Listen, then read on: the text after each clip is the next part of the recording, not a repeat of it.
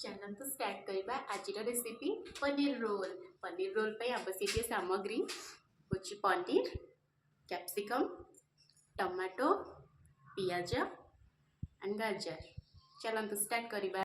मुझे 2 कप मैदा नहीं half tea spoon oil खाइबा तेल आ किछि परिमाण रे पानी आ स्वाद अनुसार लूण दे आम भल भाव चकुटी नबा जेमिति अटा गुला चकुटती से टाइप आम चकुटी दबा।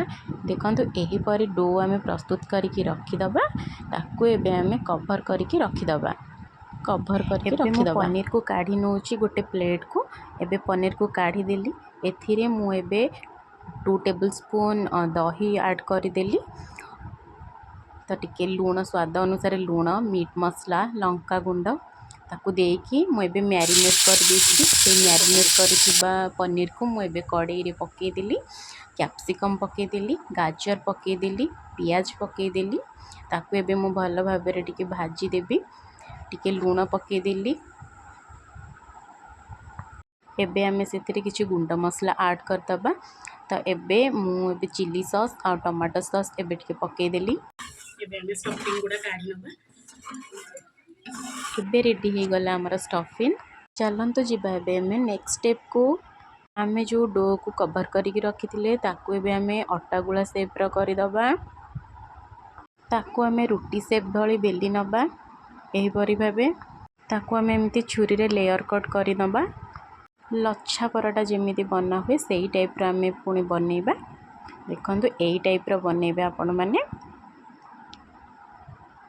आउ गोटे डो आनिकी पुणी सेमती आउ थरे बनैबा जो परि भाबे मु बनौची। चलंतु एबे स्टार्ट करिबा रोल। एबे आमे जो बनै थिले ताकू एबे तावा रे पके देले एपट सेपट टिके करी तेल टिके ता ऊपर दे देले। दुई साइड ब्राउन कलर हेले ताकू एबे आमे काढ़ी आनले। पुणी सेम प्रोसेस रे आउ थरे सेमती बनै दबा रोल। चलंतु एबे आमे नेक्स्ट प्रोसेस को जिबा।